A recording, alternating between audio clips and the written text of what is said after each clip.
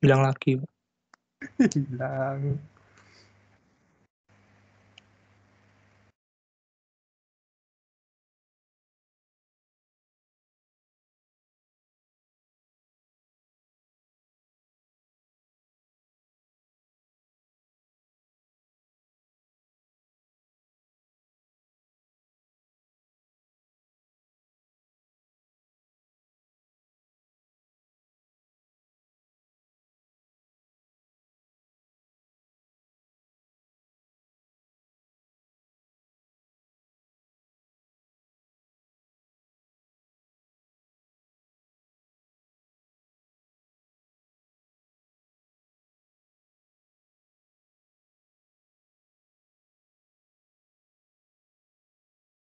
Langsung dimulai aja. Bapaknya belum masuk. Kan sungkan. Ya makanya. Tapi recordnya udah nyala. Iya, nggak apa-apa.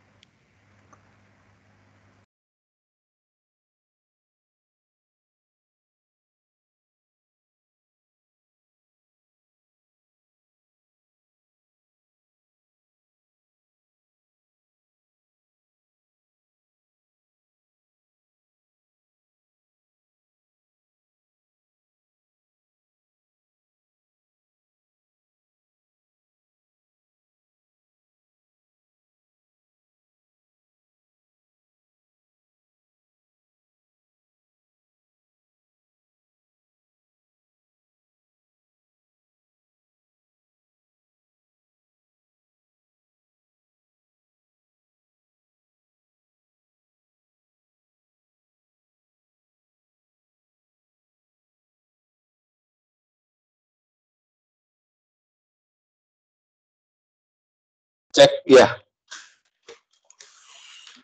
Mulai bermasalah lagi. Iya. Baik, saya mulai ya, Pak. Sudah saya record. Sudah direkam ini. Ya. Sudah, Oke, Pak. direkam. Silahkan dimulai. Awali dengan doa, memperkenalkan anggota kelompok dan melakukan set. Baik, selamat siang Pak Dan, selamat siang rekan-rekan semuanya. Hari ini kelompok kami akan mempresentasikan response, peristiwa kemudian, dan kelangsungan usaha. Sebelum kita mulai, mari kita berdoa menurut ajaran dan kepercayaan kita masing-masing. Berdoa dipersilakan.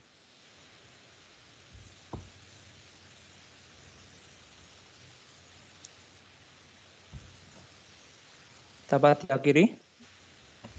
Baik, perkenalkan kelompok kami yaitu Elvira Gergus Nawendra Haryadi, saya sendiri, dan Henry Gunawan.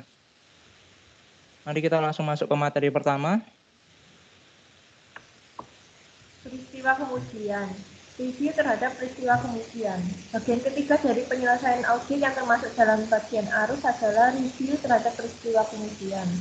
Auditor harus mereview transaksi dan peristiwa yang muncul setelah tanggal neraca untuk menentukan apakah terdapat transaksi atau peristiwa yang muncul yang mungkin mempengaruhi penyajian dan pengungkapan wajar dari laporan PLG saat ini. Tanggung jawab auditor untuk mereview Tanggung jawab auditor untuk mereview peristiwa kemudian biasanya terbatas pada periode awal dengan tanggal neraca dan berakhir dengan tanggal pelaporan audit. Karena tanggal pelaporan audit berkaitan dengan penyelesaian prosedur audit yang penting di kantor klien.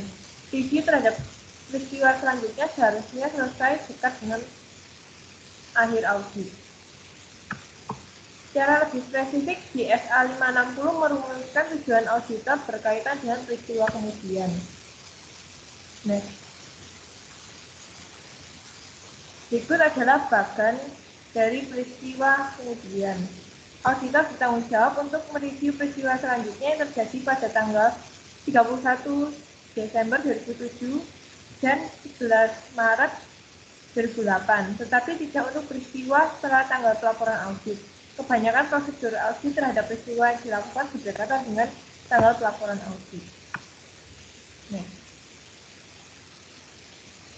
Jenis peristiwa kemudian ada dua. Yang pertama yaitu peristiwa yang memiliki dampak langsung terhadap laporan keuangan dan memerlukan penyesuaian. Beberapa peristiwa yang muncul setelah tanggal neraca menyediakan informasi tambahan terhadap manajemen yang membantu mereka menentukan penyajian yang wajar dari saldo akun pada tanggal neraca.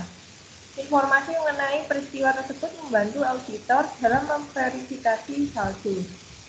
Sebagai contoh, jika auditor mengalami kesulitan dalam menentukan penilaian yang benar dari persediaan karena keusangan, penjualan persediaan bahan baku sebagai bahan sisa di periode kemudian akan menunjukkan nilai persediaan yang benar pada tanggal neraca. Pada peristiwa periode kemudian, juga ada yang memerlukan penyesuaian terhadap saldo akun pada laporan keuangan yang jumlahnya material. Ketika peristiwa kemudian digunakan untuk mengevaluasi jumlah yang dimasukkan dalam laporan keuangan akhir tahun, auditor harus membedakan antara kondisi yang terjadi pada tanggal neraca dan kondisi yang muncul setelah akhir dari tahun. Informasi selanjutnya seharusnya tidak dimasukkan secara langsung ke dalam laporan jika kondisi yang menyebabkan perubahan dalam penilaian terjadi setelah akhir tahun.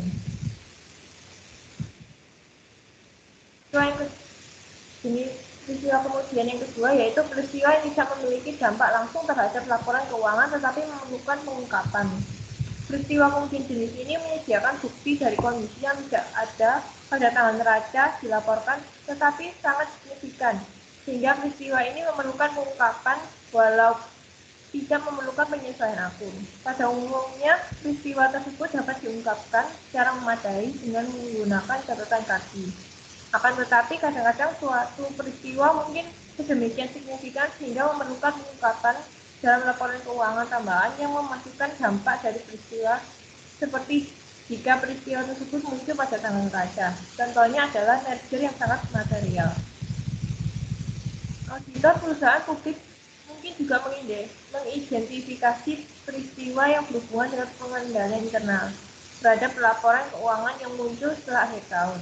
Jika auditor menentukan bahwa peristiwa kemudian tersebut memiliki dampak yang material terhadap pengendalian internal atas laporan keuangan, laporan auditor harus memasukkan paragraf penjelasan baik yang menggunakan peristiwa tersebut maupun dampaknya, atau mengarahkan pembaca ke suatu pengungkapan dalam laporan manajemen mengenai pengendalian tentang peristiwa dan dampaknya.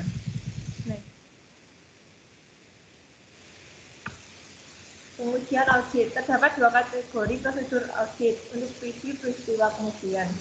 Prosedur yang biasanya diintegrasikan sebagai bagian dari verifikasi saldo akhir tahun dan prosedur yang dilaksanakan terutama untuk tujuan pengungkapan peristiwa atau transaksi yang harus diakui sebagai peristiwa lanjutan. Kategori pertama memasukkan pengujian sisa batas dan penilaian yang dilakukan sebagai bagian dari pengujian atas rincian saldo. Kategori kedua dari pengujian dilaksanakan secara khusus untuk memperoleh informasi yang akan dimasukkan ke dalam saldo akun dan berjalan atau catatan kaki sebagai pengujian dari tujuan kelengkapan penyajian dan pengungkapan. Beberapa pengujian mencakup hal berikut.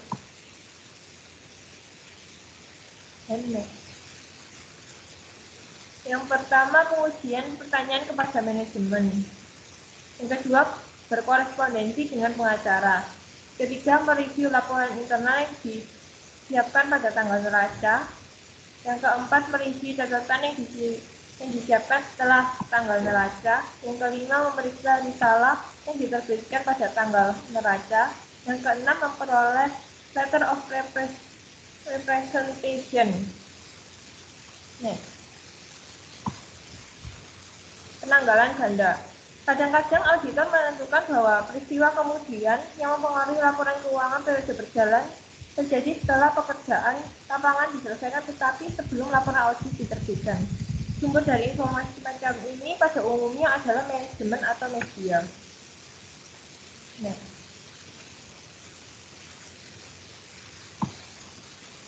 Prosedur audit terhadap peristiwa kemudian.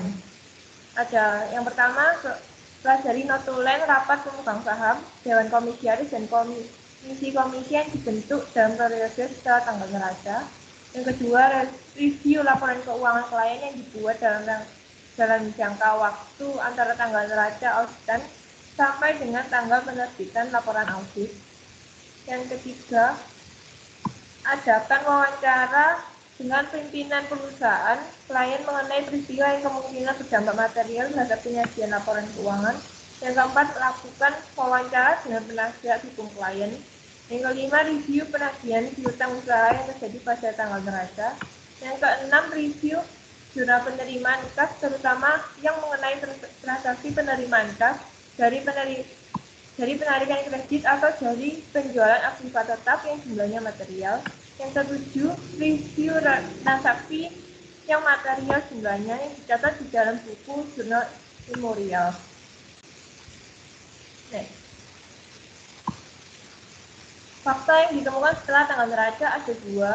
Yang pertama yaitu fakta yang diketahui oleh auditor setelah tanggal laporan auditor, namun sebelum tanggal laporan keuangan diterbitkan. Auditor tidak memiliki kewajiban untuk melakukan prosedur audit atas laporan keuangan setelah tanggal laporan auditor. Namun jika setelah tanggal laporan audit, tetapi sebelum tanggal laporan keuangan diterbitkan, suatu fakta ditemukan oleh auditor yang mungkin menyebabkan auditor mengubah laporan auditnya. Jika fakta tersebut telah diketahui auditor pada tanggal laporan auditor. Yang kedua ada fakta yang diketahui oleh auditor setelah laporan keuangan diterbitkan. Setelah laporan keuangan diterbitkan, auditor tidak memiliki kewajiban untuk melakukan prosedur audit atas laporan keuangan tersebut.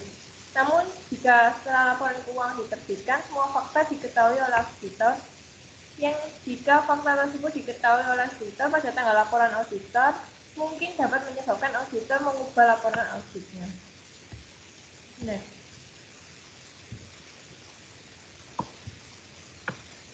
Review peristiwa kemudian untuk audit pengendalian internal atas laporan keuangan. Auditor perusahaan publik bertanggung jawab untuk melaporkan adanya perubahan dalam pengendalian internal yang mungkin mempengaruhi pelaporan keuangan antara akhir periode pelaporan dengan tanggal pelaporan auditor. Dengan kata lain, perlakuannya tergantung pada apakah perubahan pada pengendalian pernyataan informasi mengenai kelemahan material yang ada pada akhir periode pelaporan atau apakah peristiwa tersebut menyebabkan atau menyatakan informasi mengenai suatu kondisi baru yang tidak terjadi pada akhir periode pelaporan. Jika peristiwanya menyatakan informasi mengenai kelemahan material yang terjadi pada akhir periode pelaporan, auditor harus menerbitkan pendapat tidak wajar terhadap efektivitas pengendalian internal atas laporan keuangan. Jika auditor tidak mampu untuk menilai pengaruh peristiwa kemudian terhadap efektivitas pengendalian internal perusahaan, auditor harus tidak memberikan pendapat. Jika peristiwanya menyebabkan atau menyatakan informasi mengenai kondisi pengendalian internal yang tidak terjadi pada akhir periode pelaporan dan informasi tersebut memiliki dampak material terhadap perusahaan, auditor harus memasukkan paragraf penjelasan yang menjelaskan peristiwa dan pengaruhnya atau mengarahkan perhatian pembaca ke peristiwa dan pengaruhnya sebagaimana yang diungkapkan dalam laporan manajemen. Auditor perusahaan publik disyaratkan untuk melakukan tanya jawab dengan manajemen apakah terdapat perubahan dalam pengendalian internal yang mungkin mempengaruhi pelaporan keuangan antara akhir periode pelaporan dengan tanggal laporan auditor dan harus memperoleh representasi tertulis berkaitan dengan perubahan. Selain itu, auditor perusahaan publik juga harus memeriksa dan bertanya tentang periode tersebut.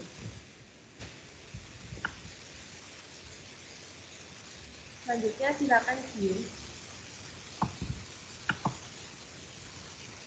Ya, saya akan masuk ke topik bahasan yang kedua yaitu kelanjutan usaha atau going concern. Sebelum kita masuk, kita akan bahas dulu secara singkat dari ketiga 4.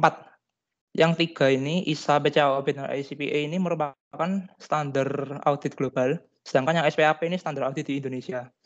Nah, mengapa kita bahas 3 yang pertama ini? Karena going concern ini diatur ke dalam 3 standar tersebut. Nah, ayo lanjut. Ya, yang pertama.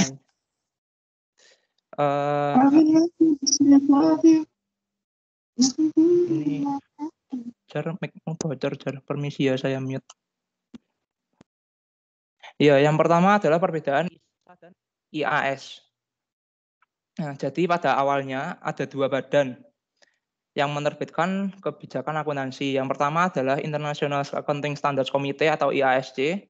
Yang kedua adalah International Federation of Accountants atau IFAC. Nah, apa bedanya kedua ini? Itu terletak di titik konsentrasi masing-masing organisasi. IASC ini lebih ke pembuatan kebijakan-kebijakan akuntansi, sedangkan IFAC ini lebih ke pembuatan kebijakan audit. Nah, seperti dilihat dalam bagan di slide, IASC ini menerbitkan IAS. Nah, lalu pada tahun 2001, IASC ini berubah nama menjadi IASB. Sedangkan IAS ini kita kenal sekarang sebagai IFRS pada tahun 2001. Lalu untuk IFAC, awalnya IFAC membentuk IAPC. Saya lupa singkatannya. International Auditing Practice Committee. Nah, jadi tugasnya IAPC ini mengeluarkan pedoman tujuan dan pelaporan audit keuangan internasional. Nah, maka dari itu pada tahun 1991, pedoman yang dikeluarkan oleh IAPC ini menjadi ISA. Nah, ini hasil dari rekodifikasi. Belum. Nah, sedangkan pada tahun 2002, badan IAPC sendiri ini berubah menjadi nama yang kita tahu sekarang yaitu IAASB. Nah, tugas IAASB ini seperti mengembangkan atau istilahnya ISA ini seperti dibentuk baru oleh IAASB seperti itu pada tahun 2002. Next.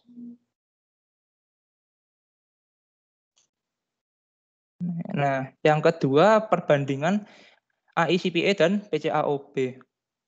Nah, awalnya AICPA ini merupakan singkatan dari American International Certified Public Accountant. Ini kalau di Indonesia sama seperti Ikatan Akuntan Indonesia, IAI, seperti itu. Nah, AICPA ini yang pertama kali menggagas terbentuknya GAAS, Generally Accepted Auditing Standard, pada tahun 1974. Nah, selain itu AICPA ini juga membentuk badan ASB, Auditing Standard Board. Nah, ASB ini menerbitkan SAS, Statement on Auditing Standards, yang kemudian sebelum itu di lain sisi Securities Exchange Commission atau SEC ini pada tahun 2002 mencetuskan Sarbanes-Oxley Act. Nah, Sarbanes-Oxley ini merupakan undang-undang reformasi yang melindungi investor atau kepentingan investor. Nah, lalu dari Sarbanes-Oxley ini diaturlah badan PCAOB. Nah, awalnya PCAOB ini mengadopsi SAS yang diterbitkan oleh ASB milik AICPA ini. Lalu membentuk standar baru yaitu PCAOB Auditing Standards. Nah, apa bedanya PCAOB dan AICPA? AICPA ini lebih berfokus kepada perusahaan-perusahaan publik di Amerika Serikat. Jadi standar mereka ini digunakan untuk perusahaan publik. Kebalik, maaf. PCAOB itu mengatur standar audit untuk perusahaan publik. Sedangkan AICPA ini bentar, kok saya bingung. AICPA ini untuk perusahaan swasta. Jadi intinya di situ standar milik AICPA ini diperuntukkan untuk swasta, sedangkan PCAOB diperuntukkan untuk perusahaan publik.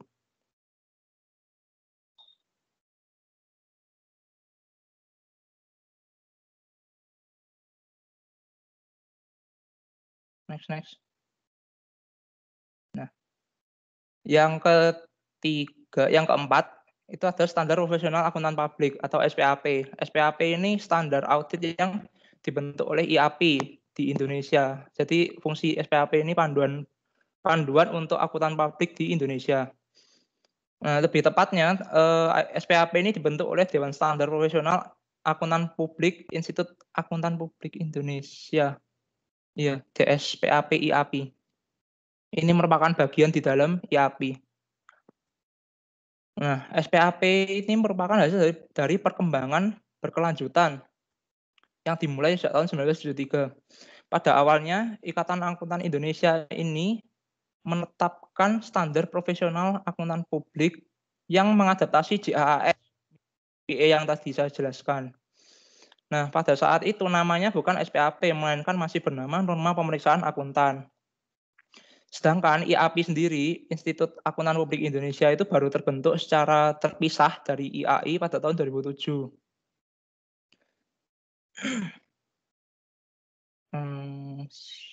Sudah. Next. Bisa lanjut langsung. Nah, sekarang kita masuk ke dalam pembahasan utama, yaitu prinsip kelanjutan usaha atau sering dikenal going concern. Ada 3 tahapan. Yang pertama adalah penilaian risiko, yang kedua evaluasi penilaian manajemen, dan yang ketiga adalah pelaporan. Next.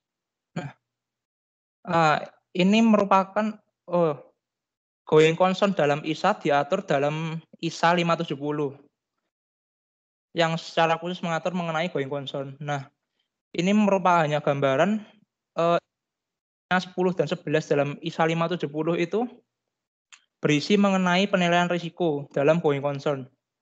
Tidak perlu dibaca. Next.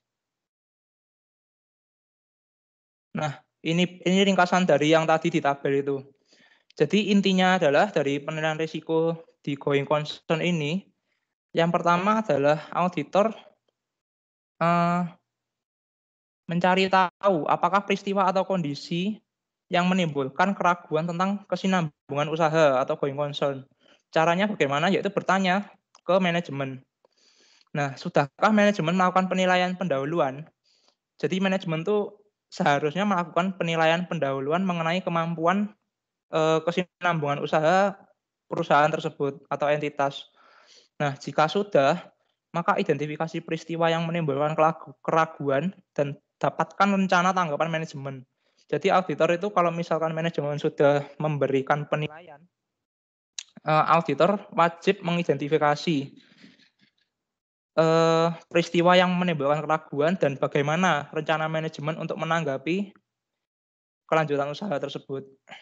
Nah, jika manajemen belum melakukan penilaian, maka auditor wajib membahas dengan manajemen adanya peristiwa atau kondisi dan dapatkan tanggapan manajemen mengenai hal tersebut. Nah, setelah mendapatkan tanggapan, evaluasi dilakukan untuk rencana tanggapan manajemen dan atau dokumen pendukungnya. Lalu auditor menyimpulkan apakah ada ketidakpastian material atau jika penggunaan asumsi kesinambungan usaha itu belum tepat yang dilakukan oleh manajemen. Nah, untuk catatan selama audit tetap waspada terhadap peristiwa-peristiwa yang dapat menimbulkan keraguan tentang kelangsungan usaha. Next. Nah, keraguan besar. Tadi sudah dijelaskan ada yang menyebutkan keraguan besar dalam asumsi kelangsungan usaha. Nah, apa itu keraguan besar? Jadi keraguan besar ini dibagi menjadi 3 indikator. Yang pertama indikator keuangan, yang kedua indikator operasional, dan yang ketiga indikator lain-lain. Yang pertama indikator keuangan ya. Jadi keraguan besar itu bisa dikatakan keraguan besar apabila yang pertama posisi utang bersih atau utang lancar. Maksudnya adalah kita lihat posisi utang bersih dan utang lancarnya itu seberapa besar seperti itu. Nah, yang kedua, pinjaman yang mendekati tanggal jatuh tempo tanpa prospek yang realistis untuk perpanjangan atau pelunasan, atau ketergantungan yang besar akan pinjaman jangka pendek untuk membelanjai aset tetap. Jadi auditor melihat apakah perusahaan ini itu hanya mengandalkan utang, lalu utang-utang ini akan diapakan? Apakah ada rencana untuk pelunasan ataukah perpanjangan seperti apa?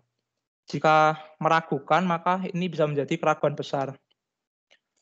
Yang ketiga, indikasi penarikan dukungan daripada para kreditur. Nah, kreditur kan pasti memberikan utang setelah menilai perusahaan tersebut. Jadi jika ada penarikan dukungan, maka itu merupakan indikasi yang bisa menyebabkan keraguan besar. Kenapa kok bisa ditarik seperti itu? Yang keempat, arus kas operasional yang negatif, seperti terlihat dalam laporan keuangan historis maupun prospektif.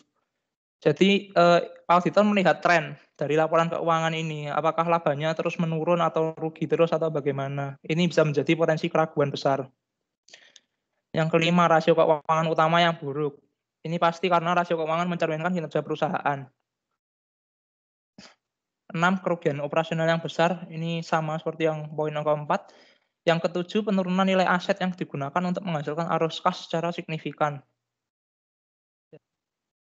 Karena apakah perusahaan ini itu sudah mengarah ke likuidasi seperti itu? Karena penurunan nilai aset ini kan bisa jadi tanda-tanda kebangkrutan perusahaan.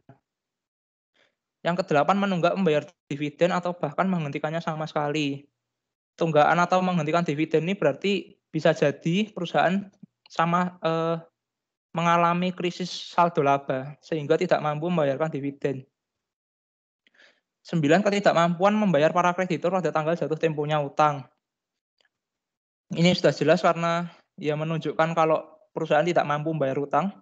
Yang ke-10, ketidakmampuan memenuhi syarat-syarat pinjaman. Ini juga sama, tidak mampu membayar utang. 11, perubahan transaksi pembelian dari transaksi kredit ke tunai.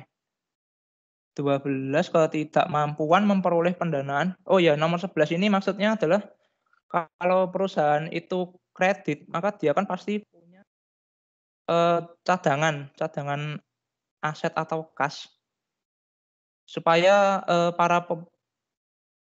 para debitur atau para peminjam dari perusahaan tersebut itu bisa menyicil utangnya. Sedangkan kalau sudah beralih ke tunai berarti perusahaan mengindikasikan membutuhkan dana cepat atau dana lancar, kas lancar. 12, ketidakmampuan memperoleh pendanaan untuk mengembangkan produk baru atau investasi yang sangat penting. Nah, karena investasi ini sangat penting, maka harusnya diusahakan sedemikian rupa. Tapi kalau memang tidak mampu, berarti ini merupakan indikasi kalau perusahaan itu berada di masa kritis. Next. Nah, operasional. Operasional ini adalah indikator yang dilihat dari selain keuangan. Jadi dari lingkungan sekitarnya. Yang pertama itu adanya niat atau rencana manajemen untuk melikuidasi entitas atau beroperasi. Ya, ini sudah jelas. Lalu yang kedua adalah hilangnya anggota tim inti manajemen dan tidak ada penggantinya. Tentu saja karena manajemen merupakan penggerak utama. Yang ketiga, kehilangan pasar yang sangat penting, pelanggan utama, franchise, lisensi, atau pemasok utama. Yang keempat, kesulitan dengan SDM, mogok kerja berkepanjangan, bentrokan dalam pabrik, dan sebagainya.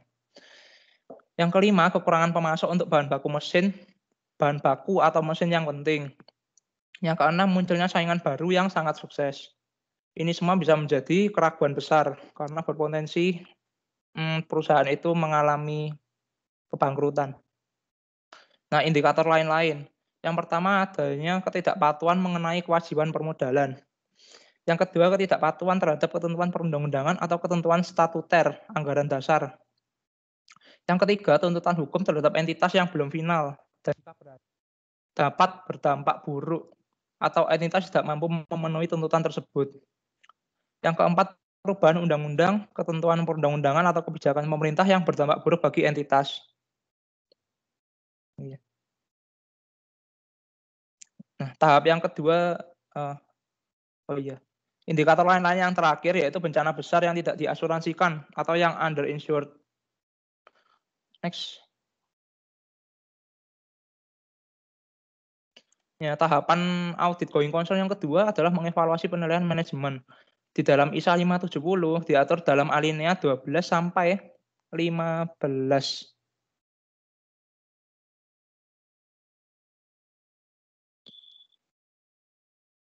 Nah, next, balik. Belum selesai. Nah, di sini dari 4 alinea ini, yang pertama dari alinea auditor wajib mengevaluasi penilaian manajemen tentang kemampuan entitas melanjutkan usahanya secara berkesinambungan. Yang 13, dalam mengevaluasi penilaian manajemen tentang kemampuan entitas melanjutkan usahanya, auditor wajib meliput periode yang sama seperti yang digunakan manajemen dalam membuat penilaian. Jadi tadi kan manajemen jika sudah membuat penilaian dasar untuk entitasnya, maka auditor harus mengevaluasi juga dalam periode yang sama seperti penilaian tersebut. Lalu alinea 14, dalam mengevaluasi penilaian manajemen, auditor wajib mempertimbangkan apakah penilaian manajemen meliputi semua informasi yang relevan yang diketahui auditor sebagai hasil auditnya. Alinea 15, auditor wajib menanyakan manajemen mengenai pengetahuannya tentang peristiwa atau kondisi di luar periode yang diliput oleh penilaian manajemen yang menimbulkan keraguan besar mengenai kemampuan entitas melanjutkan usahanya secara berkelanjutan. Next.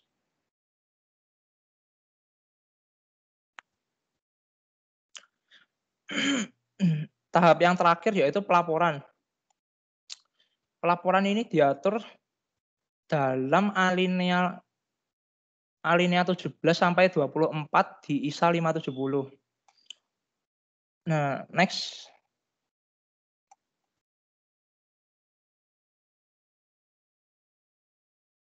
Next sampai bagan. Ya tidak perlu dibaca karena sudah ada bagannya. Jadi ringkasannya itu seperti ini.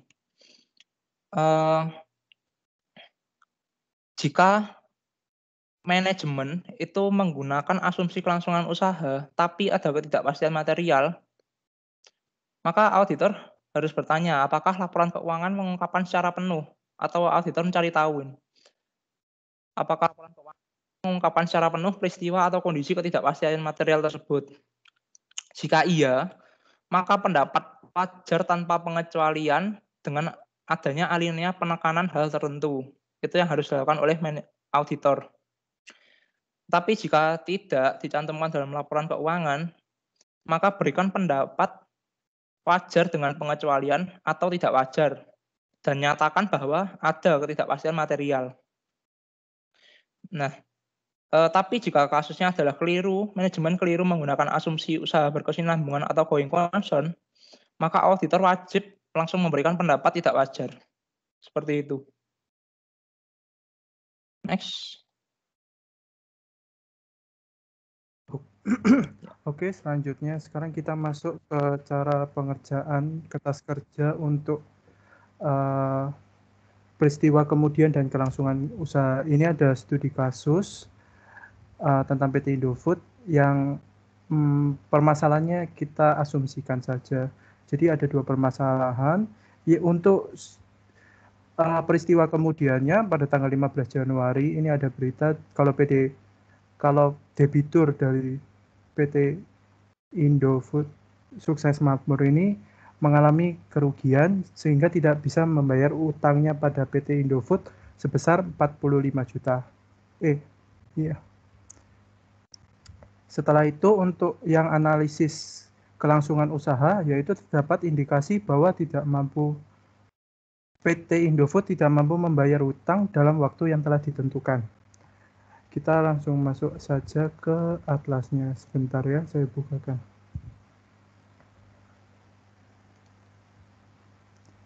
Oke, apa sudah terlihat atlasnya? Teman-teman. Oh, masih loading. Sudah. Sudah.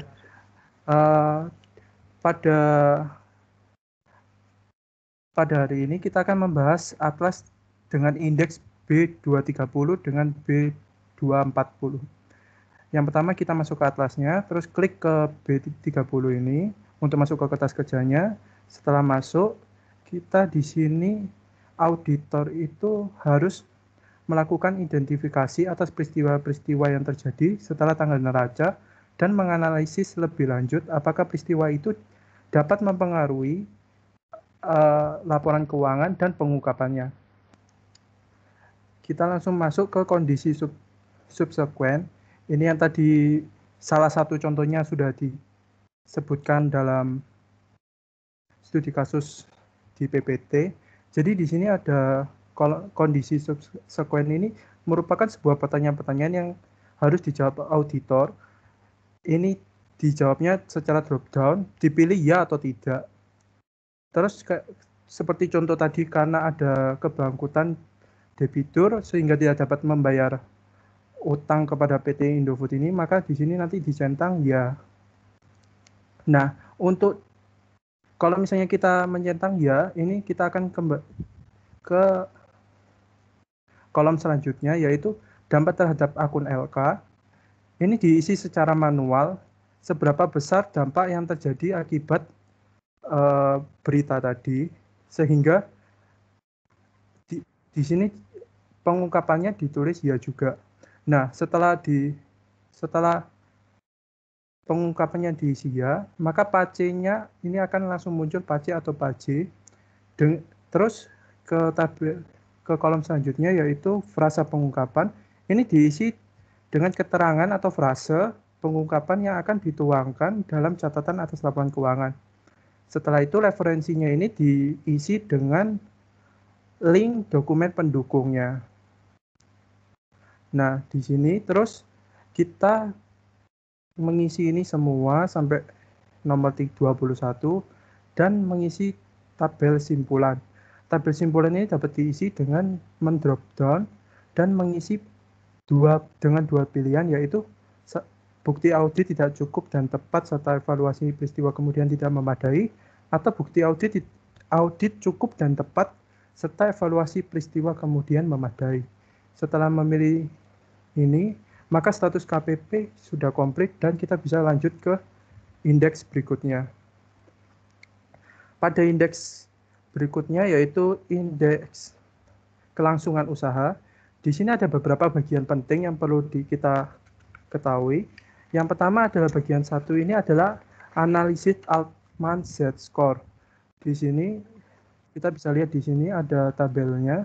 Nah, ini secara otomatis langsung terisi dengan cara kita memilih akun saldo laba dan modal pemegang saham sesuai dengan laporan yang kita sudah masukin di awal. Setelah itu kita masuk ke bagian 2, yaitu bagian yang tadi setelah ditetapkan sama teman-teman bahwa tahap pertamanya adalah melakukan analisis kelangsungan usaha atau risk assessment.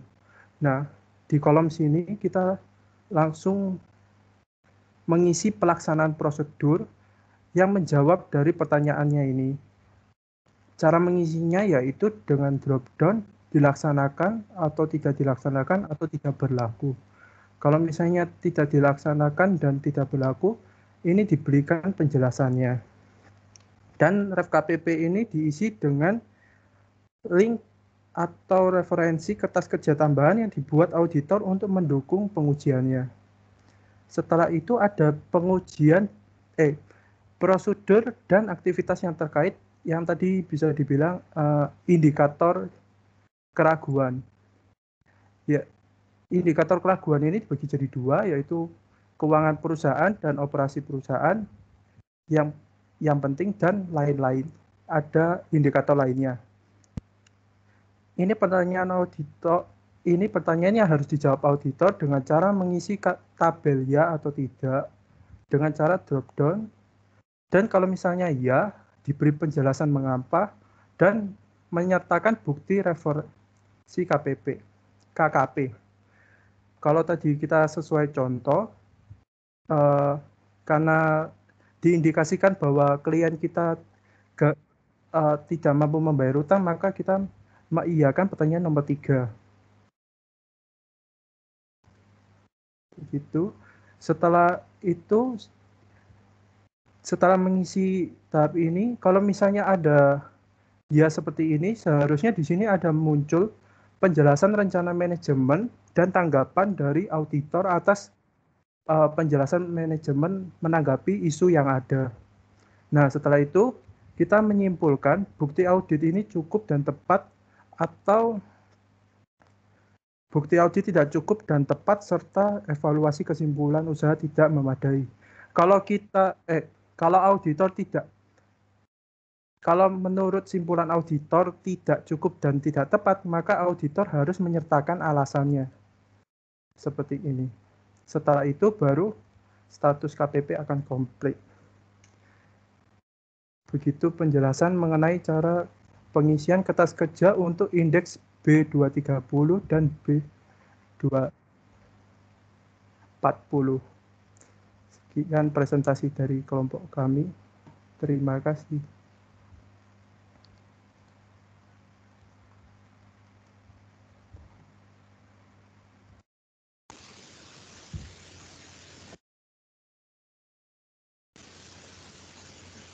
Baik, selanjutnya akan kami buka sesi tanya jawab. Untuk pertanyaan, kami akan membagi menjadi 3 sesi. Setiap sesinya terdiri dari 3 penanya. Untuk yang pertama, saya persilakan kepada Saudari Yemima. Ya, terima kasih atas kesempatannya. Nama saya Yemima dengan NIM belakang 34. Saya mau bertanya, kalau dari penanggulangan gada itu seperti apa ya? Baik, terima kasih atas pertanyaannya. Untuk yang kedua, kami persilakan kepada Yovita Ivani. Silakan. Baik, terima kasih atas kesempatannya. Saya Yovita Ivani dengan NIM belakang 3. Saya ingin bertanya, peristiwa yang muncul di periode selanjutnya yang mungkin memerlukan pengungkapan dan bukan penyesuaian dalam.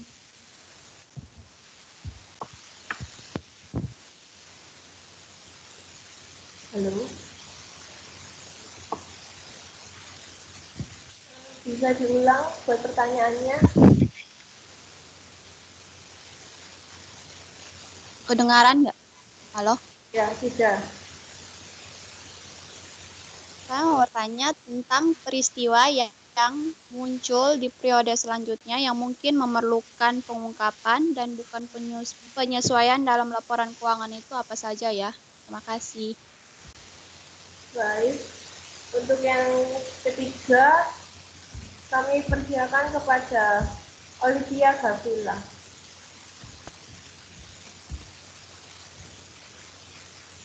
Terima kasih atas kesempatannya. Saya Olivia, NIM belakang 29, mau tanya, kenapa kelangsungan usaha ada analisis Altman Z-score? Terima kasih. Baik, terima kasih. Kami meminta waktunya untuk berdiskusi dulu. Mohon ditunggu.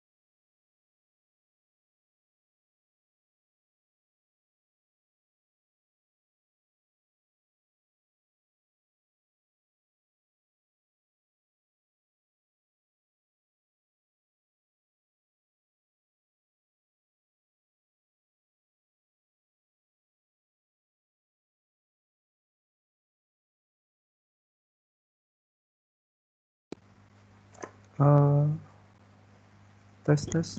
Apa suara saya udah kedengaran? Jadi saya akan menjawab pertanyaan dari Olive terlebih dahulu. Kenapa di Atlas itu kita menggunakan analisis Z-score? Jadi di analisis Z-score ini merupakan analisis yang menghitung tentang kebangkrutan usaha, ya, atau memprediksi kebangkrutan pilot dari sebuah perusahaan.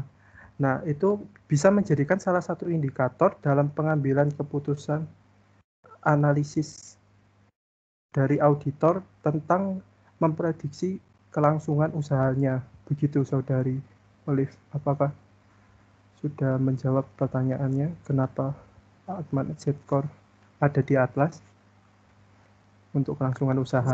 Ya, sudah. Terima kasih kelompok. Baik.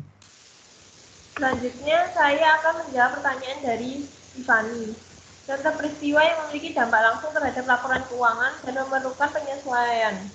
Itu yang pertama, peristiwa penurunan dalam nilai pasar sekuritas yang dipegang oleh investasi sementara atau untuk dijual kembali. Yang kedua, bisa penerbitan obligasi atau sekuritas. Yang ketiga, penurunan dalam nilai pasar dari persediaan sebagai konsekuensi dari tindakan pemerintah. Yang keempat, kerugian persediaan yang tidak diasuransikan akibat dari kebakaran. Dan kelima, merger atau akuisisi. Apakah sudah terjawab? Sudah, terima kasih. Oke, terus saya akan menjawab pertanyaan dari Yemima. Contoh dari penanggalan ganda itu, sebagai contohnya gini, anggaplah ada perusahaan namanya Outwear. Itu memberitahukan auditor bahwa perusahaan telah mengadakan perjanjian untuk membeli katalog perusahaan pengecer lainnya pada tanggal anggaplah 1 Maret. Nah, peristiwa seperti itu bukan merupakan indikasi kondisi yang ada pada tanggal neraca, dan oleh karena itu hanya memerlukan pengungkapan dalam catatan atas laporan keuangan pada tanggal 31 Desember tahun sebelumnya. Ada dua cara metode yang tersedia untuk pemberian tanggal laporan auditnya, yaitu auditor bisa menggunakan tanggal ganda laporan audit dengan menggunakan kata-kata seperti 15 Februari tahun bersangkutan untuk catatan 10 tertanggal 1 Maret 2000 pas transaksinya itu. Atau menggunakan tanggal peristiwa kemudian.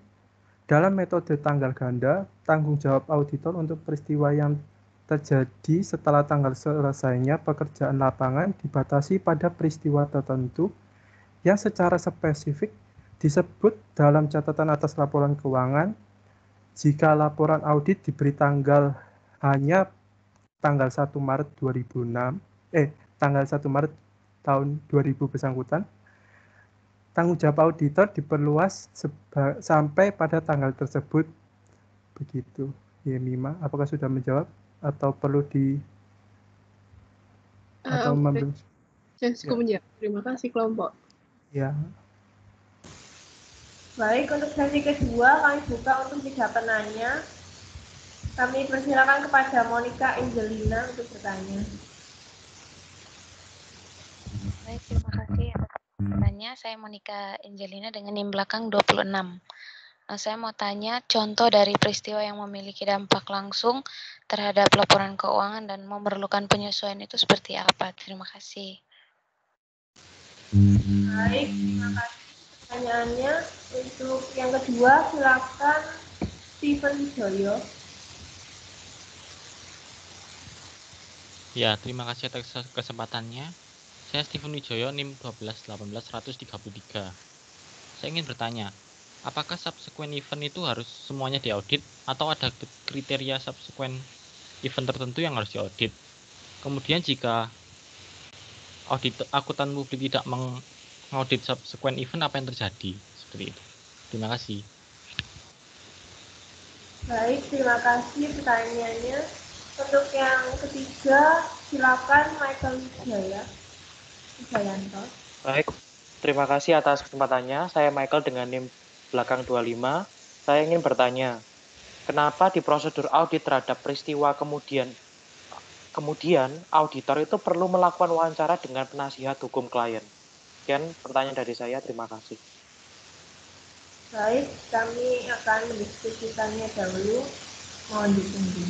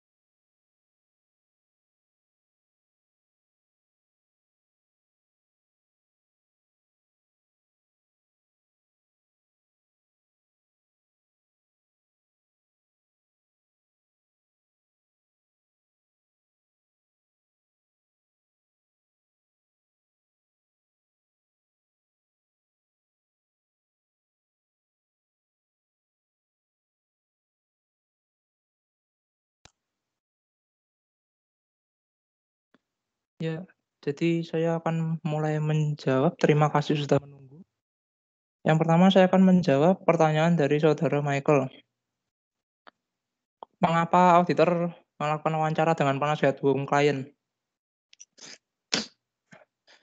Jadi dengan mewawancarai pimpinan perusahaan, auditor dapat mengumpulkan informasi mengenai perubahan pejabat puncak perusahaan, perubahan kebijakan manajemen, reorganisasi, dan peristiwa lain yang terjadi dalam periode kemudian.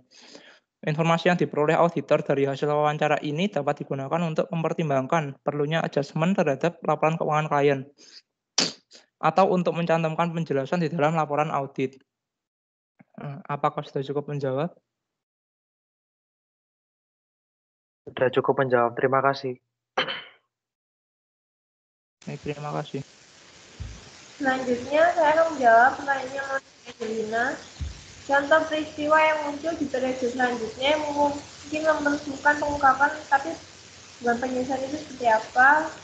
Yang pertama, kerugian akibat piutang tak tertagih yang disebabkan oleh adanya pelanggan yang mengalami kesulitan keuangan dan menuju ke kebangkrutan. Dan yang kedua, penyelesaian tuntutan hukum yang jumlahnya berbeda dengan jumlah utang yang sudah didalam dalam laporan akhir tahun. Apakah sudah terjawab? Oh iya, sudah. Terima kasih. Ya, saya akan menjawab pertanyaan dari saudara Stephen. Pertanyaannya jenis-jenis subsequent event ya, sama risiko jika tidak melakukan prosedur subsequent. Nah, jadi jenis-jenisnya tadi sudah sempat dijelaskan di presentasi, yaitu ada 2 jenis. Yang pertama, peristiwa yang memiliki dampak langsung terhadap laporan keuangan dan memerlukan penyesuaian. Kedua, yaitu peristiwa yang tidak memiliki dampak langsung terhadap laporan keuangan, tetapi memerlukan pengungkapan. Nah, lalu untuk risikonya, risiko jika tidak melakukan prosedur subsequent event, yaitu secara garis besar tidak ada risikonya. Sebab kenapa? Jika semisal ditemukan subsequent event, tapi bukti audit tidak memadai, maka auditor hanya menjelaskan kenapa bukti auditnya tidak memadai.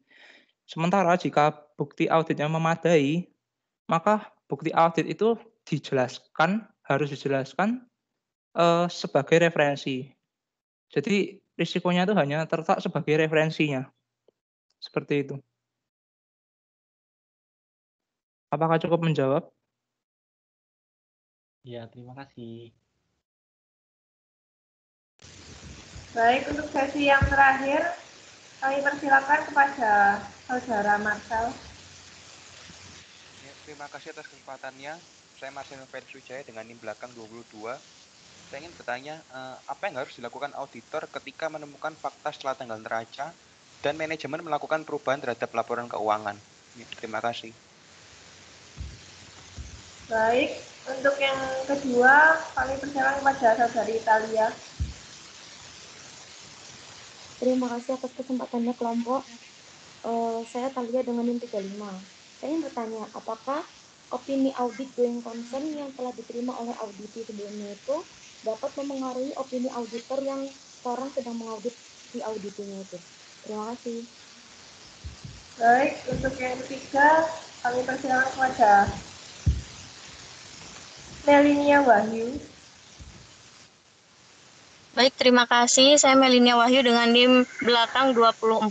Saya ingin bertanya, tadi kan disebutkan bahwa prosedur audit yang disyaratkan oleh SA 560 untuk memverifikasi transaksi. Nah, isi lain dari SA 560 itu apa saja ya? Terima kasih. Baik, kami akan diskusikan dahulu. Mohon ditunggu.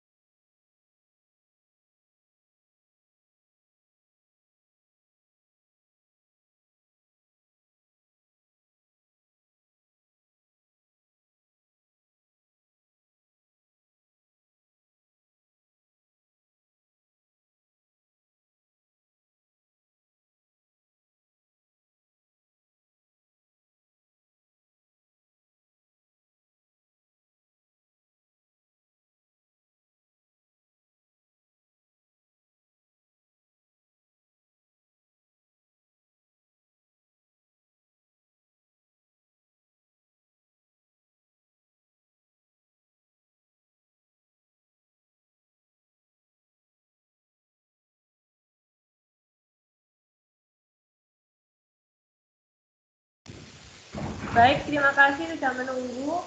Saya akan menjawab pertanyaan dari Meli isi dari SA 560. Yang pertama ada dua. Yang pertama memperoleh bukti yang cukup dan tepat tentang apakah peristiwa yang terjadi antara laporan keuangan dan tanggal laporan auditor yang mengharuskan penyesuaian dan pengungkapan dalam laporan keuangan secara tepat telah digambarkan dalam laporan keuangan tersebut sesuai dengan kerangka laporan keuangan yang berlaku. Dan yang kedua, merespon secara tepat fakta yang diketahui oleh auditor setelah tanggal laporan auditor, yang mana jika diketahui oleh auditor pada tanggal tersebut kemungkinan menyebabkan auditor mengubah laporan auditor. Apakah sudah terjawab? Baik, terima kasih kelompok. Ya, yang kedua saya akan menjawab pertanyaan dari saudari Thalia ya. Pertanyaannya, jika opini audit going concern periode ini apakah mempengaruhi opini audit periode berikutnya, seperti itu ya. Nah, menurut kelompok kami ini bisa mempengaruhi dalam arti kan di proses audit going concern tadi di pelaporannya itu kan larinya ke bagian referensi. Nah, referensi ini nanti digunakan oleh auditor periode berikutnya untuk jadi auditor bisa tahu apakah tahun lalu ini ada keraguan-keraguan yang terjadi di perusahaan. Nah, jika memang ada, maka auditor yang periode berikutnya itu bisa mencari tahu lagi ke manajemen apakah sudah diperbaiki atau sudah diatasi keraguan-keraguan yang sempat disampaikan oleh auditor sebelumnya. Nah, jika belum, kenapa? Nah, itu bisa masuk ke proses audit periode berikutnya lagi, seperti itu. Apakah cukup menjawab? Sudah, terima kasih. Terima kasih pertanyaannya. Terus saya akan menjawab pertanyaannya Marcel tadi tentang fakta yang diketahui auditor. Itu tadi sempat dijelaskan oleh teman saya, itu ada dua kondisi ya. Yaitu kondisi pertama saat fakta yang diketahui auditor setelah tanggal laporan audit namun sebelum tanggal laporan keuangan diterbitkan, dan saat fakta yang diketahui auditor setelah laporan keuangan diterbitkan. Untuk yang pertama, yang faktanya itu setelah tanggal laporan audit namun sebelum tanggal laporan keuangan, menurut paragraf 11 SA 560, jika manajemen mengubah laporan keuangan, maka auditor harus yang pertama melaksanakan prosedur audit yang diperlukan dalam kondisi atas perubahan tersebut. Yang kedua, ada pengecualian jika kondisi yang tertera dalam paragraf 12 terjadi, yaitu yang pertama memperluas prosedur audit yang disebutkan dalam paragraf 6 dan 7 sampai laporan keuangan auditor baru. Terus yang B, menyediakan suatu laporan auditor baru atas laporan keuangan yang sudah diubah. Laporan auditor yang baru tidak dapat diberi tanggal lebih awal daripada tanggal persetujuan atas laporan keuangan. Terus untuk saat fakta yang diketahui oleh auditor setelah laporan keuangan diterbitkan ini, jika manajemen mengubah laporan keuangan, maka auditor harus melaksanakan prosedur audit yang diperlukan dalam kondisi atas perubahan tersebut. Yang kedua, menelaah tahap-tahap yang dilakukan oleh manajemen untuk memastikan bahwa setiap pihak yang menerima laporan keuangan yang diterbitkan sebelumnya sebelumnya bersamaan dengan laporan audit diberikan informasi tentang situasi tersebut, kecuali jika kondisi dalam paragraf ke-12 itu memperluas prosedur audit yang disebutkan dalam paragraf 6 dan 7 sampai tanggal laporan audit baru, dan tanggal laporan auditor baru tidak lebih awal daripada tanggal persetujuan atas perubahan laporan keuangan, dan menyerahkan laporan auditor baru atas laporan keuangan yang telah diubah. Begitu Marcel. Jadi kesimpulannya ada di SA 560 paragraf 11. Baik, terima kasih kelompok. Baik, karena sudah selesai sesi tanya jawabnya, kami kembalikan kepada Pak Dan. Ya, terima kasih pada kelompok penyaji yang sudah mengantarkan kita pada diskusi mengenai risk response, khususnya untuk peristiwa kemudian dan kelangsungan usaha atau subsequent event dan going concern. Nah, ini yang apa ya, yang memang jadi perhatian khusus ya kalau untuk auditor, bahwa kemudian ada peristiwa-peristiwa tanggal neraca yang harus diperhatikan karena bisa saja ini kalau ngaudit itu kan kita kan berdasarkan tutup bukunya. Tapi ternyata kemudian ada peristiwa-peristiwa yang bisa saja berdampak langsung maupun berdampak tidak langsung terhadap laporan keuangan tahun sebelumnya itu. Nah, itu perlu diperhatikan. Demikian pula keraguan-keraguan yang memunculkan resiko going concern terhadap kelangsungan usaha. Ada beberapa indikator yang sudah disebutkan dan dijelaskan oleh kelompok. Nah, ini kalau kemudian di atlasnya itu pada B230, tapi itu kan kita kemudian tinggal drop down aja, tinggal pilih-pilih ya atau tidak dan sebagainya, dan tinggal memasukkan. Tapi yang menjadi lebih penting adalah pengertian kita terhadap peristiwa setelah tanggal neraca. Jadi peristiwa tanggal neraca itu sebenarnya adalah peristiwa dari transaksi-transaksi yang sebenarnya sudah ditutup buku pada tanggal 31 Desember itu, tapi kemudian muncul dan menjadi dampak baru. Yang paling gampang itu biasanya adalah bukan kita utang ya, bukan kita utang pada orang lain, tapi ada orang lain berpiutang pada kita. Ternyata ini paling umum, paling common gitu ya. Ternyata kita sudah hapuskan, kita sudah hapus bukukan. Ternyata satu dan lain hal orang tersebut atau klien kita tersebut sadar. Ya, terus kemudian mereka jadi ingin membayar. Nah, kemudian membayar. Nah, itu kan kemarin sudah kita hapus. Kita sudah hilangkan. Kita jadikan cadangan kerugian piutang, kita sudah sesuaikan menjadi kerugian. Menjadi biaya.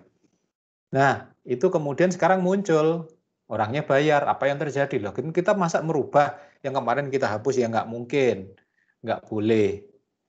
Kemudian yang bisa kita lakukan, yang kemarin itu kita sudah tutup, kita balik dengan jurnal pembalik, kemudian kita masukkan sebagai pendapat piutang dan pendapatan lain-lain. Artinya bahwa kemudian mau nggak mau itu berdampak tidak langsung atau berdampak langsung. Tentu saja berdampak langsung terhadap laporan laba rugi pada tahun kemarin. Mau nggak mau karena dibayar, kas kita naik, terus pendapatan kita naik, kan berubah dua-duanya, baik di laba rugi maupun di posisi keuangan maupun di laba rugi.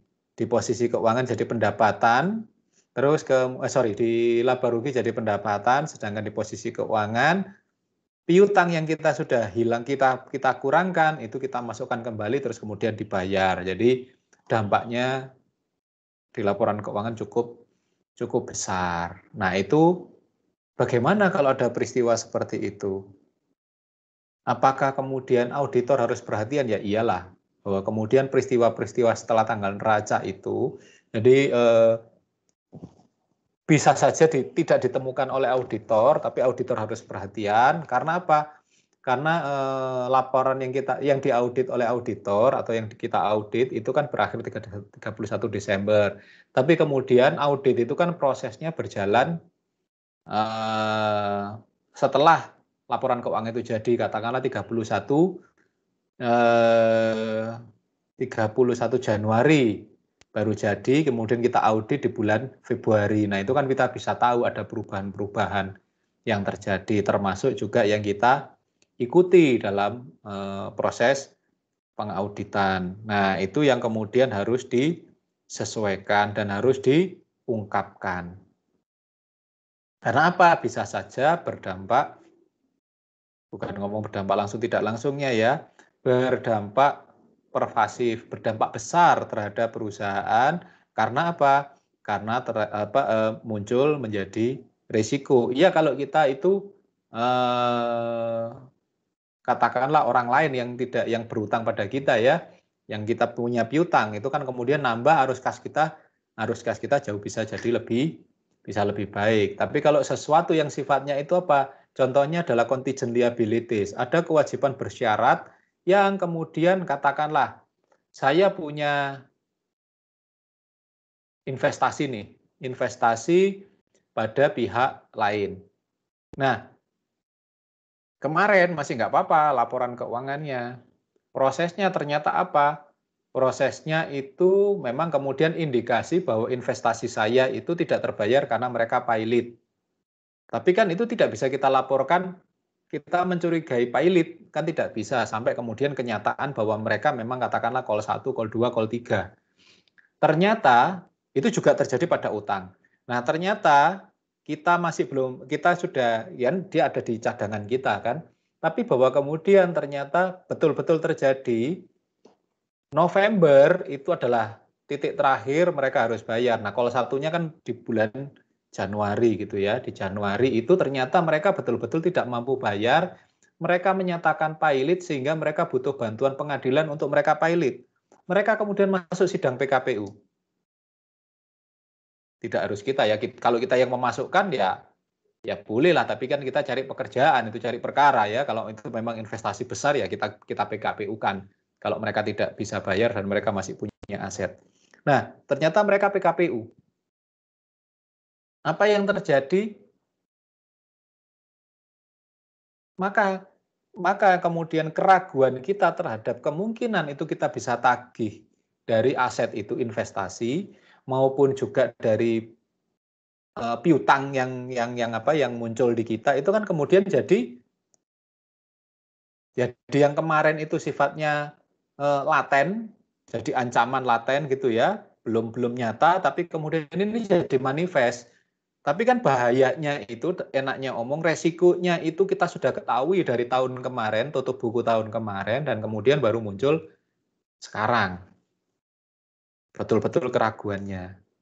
Nah, itu kan peristiwanya peristiwa setelah tanggal neraca. Kemarin kan masih kita cadangkan, sekarang betul-betul di PKPU menjadi piutang ragu-ragu. Maka cadangan itu kemudian jadi kewajiban yang sifatnya harus kita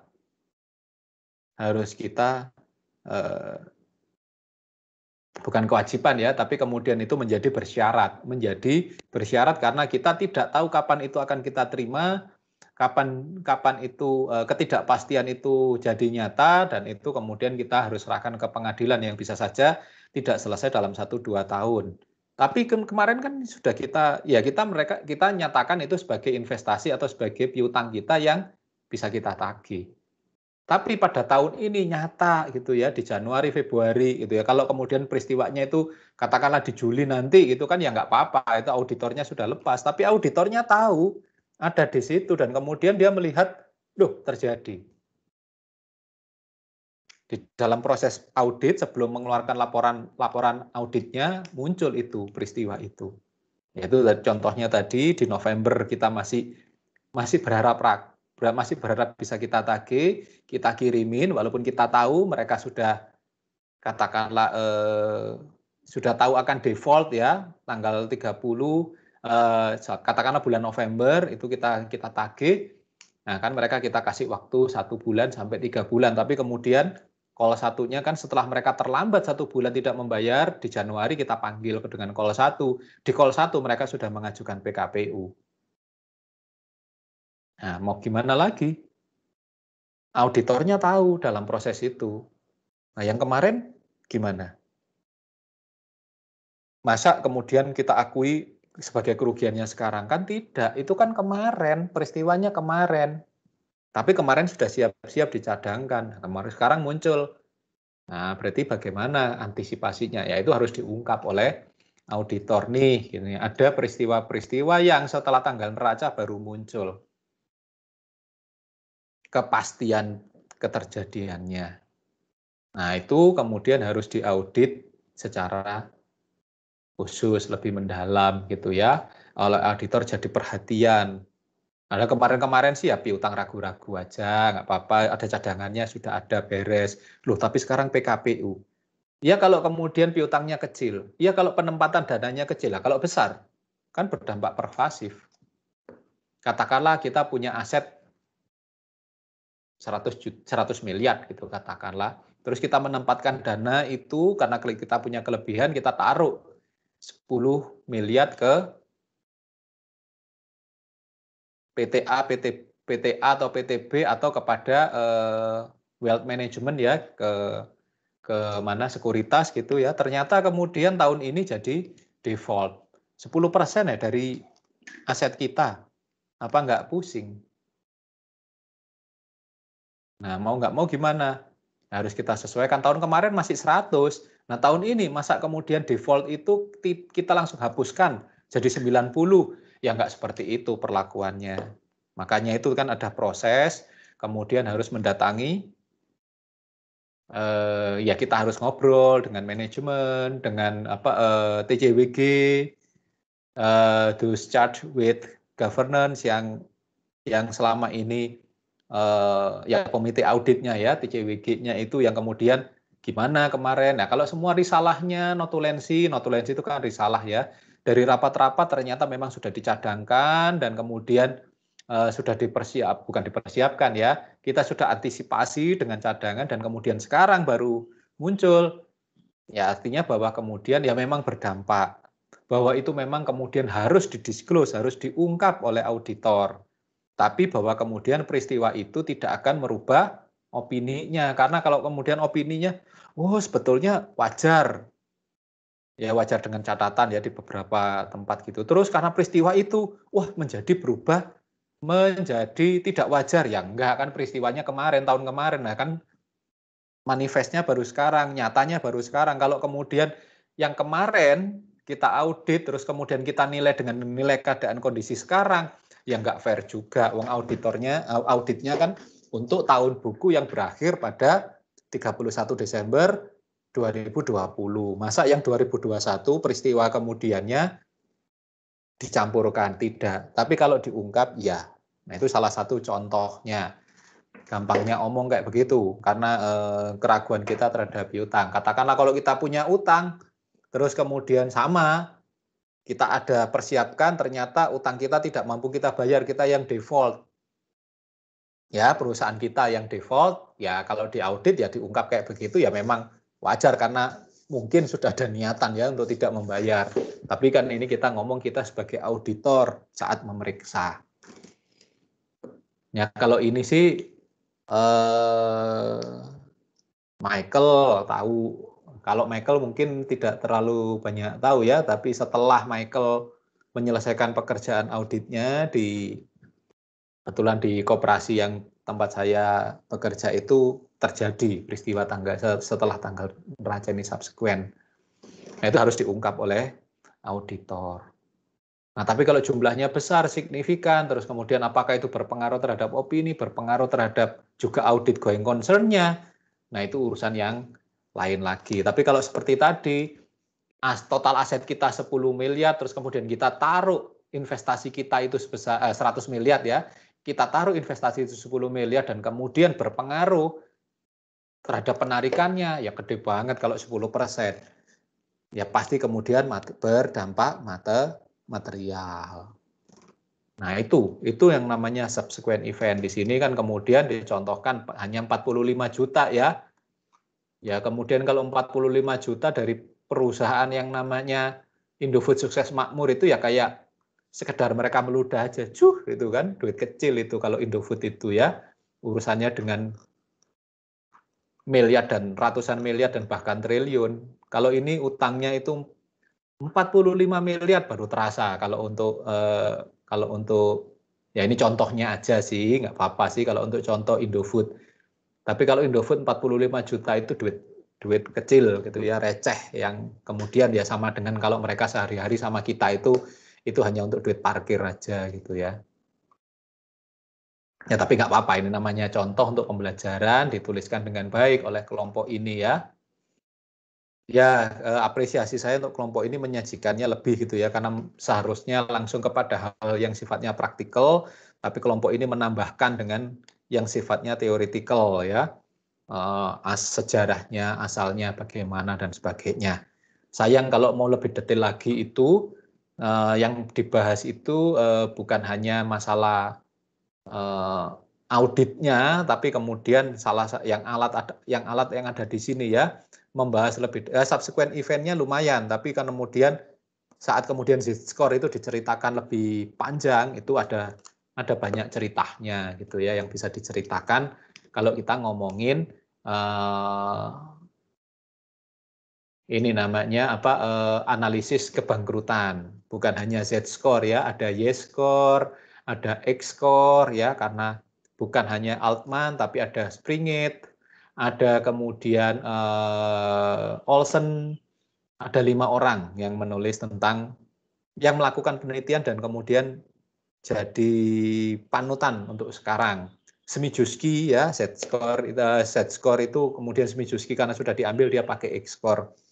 Walaupun Z-score itu kan Z-score Smijuski kan namanya ya, ada 4, ada Altman ini yang pendahulunya, yang pertama kali membuat penelitian riset tentang bagaimana analisis kebangkrutan. Kemudian Olsen, kemudian ada Smijuski, ada Springett, ada satu lagi saya lupa namanya, tapi ada 5 itu yang kemudian mereka menganalisisnya macam-macam. Ada yang kemudian untuk perusahaan kayak begini, ada yang perusahaan berkembang, perusahaan maju, dan lain sebagainya. Kalau yang di Indonesia sebenarnya bukan Altman. Altman itu yang pertama kali. Di Indonesia itu ada yang lain yang lebih cocok dipakai di Indonesia karena perusahaannya masih perusahaan berkembang, bukan perusahaan yang, kalau Altman ini kan asumsinya di Amerika ya, dia perusahaan go public. Terus kemudian Altman itu ada dengan siapa melakukan penelitian lagi, itu untuk perusahaan yang ada di Eropa. Jadi kalau kita pakai Altman sepertinya ngeri ya, akan banyak perusahaan Indonesia yang masuk di ranah bukan hanya abu-abu, ragu-ragu, tapi mungkin aja bangkrut. Tapi ada alat yang bisa dipakai.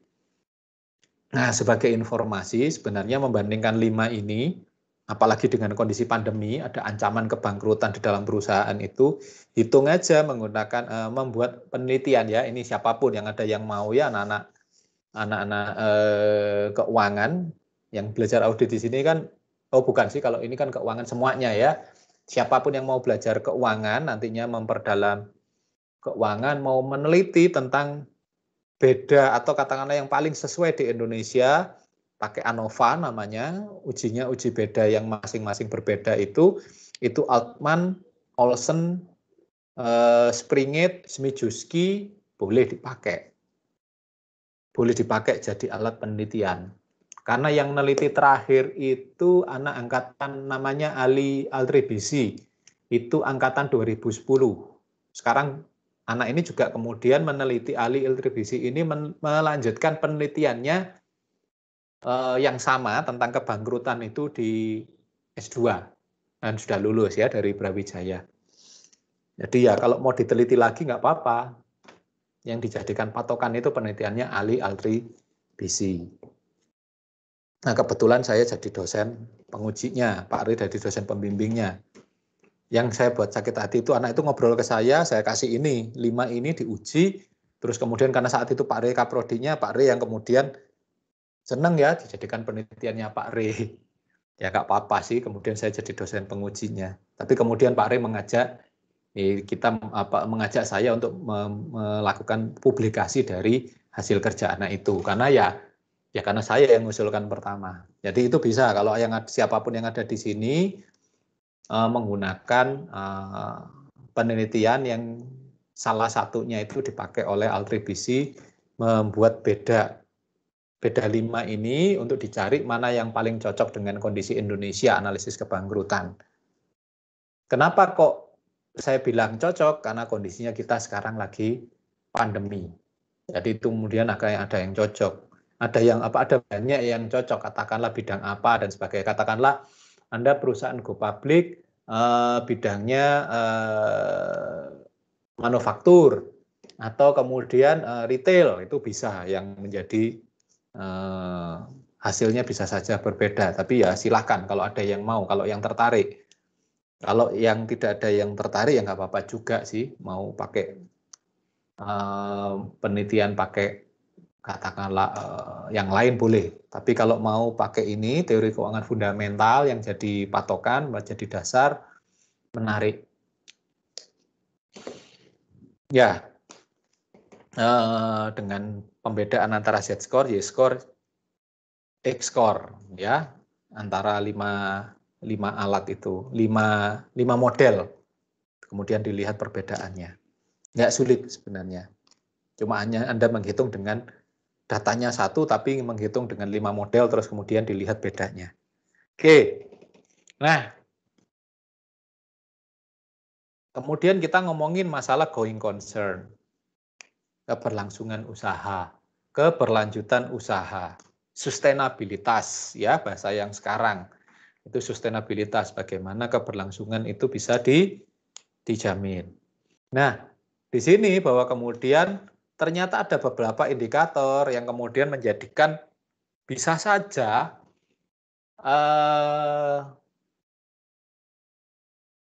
itu kan harus diungkap ya. Sustainabilitas atau going concern itu harus diungkap oleh auditor. Jadi ada salah satu dari 5 pengungkapan. Nah, 5 pengungkapan yang terakhir itu adalah sustainabilitas. Nah, ini bahwa kemudian sustainabilitas itu bisa saja jadi keraguan karena kondisi perusahaan. Contohnya, mengalami kerugian. Tahun kemarin nggak rugi, tahun ini rugi. Padahal kalau yang namanya bangkrut itu kan bukan hanya rugi sekali, ruginya berkali-kali ya. Tapi bahwa itu salah satu indikasi. Jadi ada berapa? Kalau nggak salah ada 8 indikator kalau kemudian perusahaan itu dipertanyakan going concern-nya. 3 aja kena, maka dia akan harus diungkap going concern-nya. Auditor harus mengungkap. Contohnya apa? Yang paling kelihatan itu apa? Posisi atau kelompok bisnisnya, atau dia di sektor apa. Nah, kita tahu hampir semua sektor itu kan sekarang kena pandemi. Mau pariwisata, mau retail, ya yang ya, terus kemudian keuangan itu kan pasti terdampak semua ya, terjadi pelambatan, bahkan terjadi penurunan laba yang kemudian juga kerugian. Nah, yang tidak kan katakanlah sektor telekomunikasi. Ini kan tetap menghasilkan bagus ya karena sekarang orang semuanya buy online. Terus kemudian apa? Ternyata yang lain lagi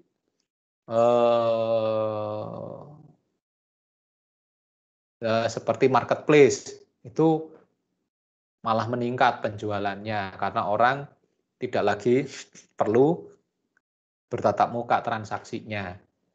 Terus kemudian sektor kesehatan itu kan pada naik semua ya. Tidak pada katakanlah kesehatan rumah sakit sih menurun karena orang takut ke rumah sakit, tapi obat dan sebagainya, vitamin seperti Tempo Scan Pacific itu naik semua pendapatannya. Jadi labanya jadi naik. Memang tidak semuanya mengalami pelambatan dan penurunan saat pandemi seperti ini. Tapi kan mayoritas itu ada yang ya mayoritas semuanya nyaris tiarap bahkan tenggelam gitu ya. Nah, salah satunya adalah sektor keuangan. Nah, kalau begitu kan ya kenapa? Ya terdampak pandemi, dia melakukan banyak relaksasi dan sebagainya. Itu satu berarti harus diungkap. Ternyata bukan hanya melambat secara industri, tapi secara operasional ternyata mengalami penurunan pendapatan yang drastis, bahkan mengalami kerugian.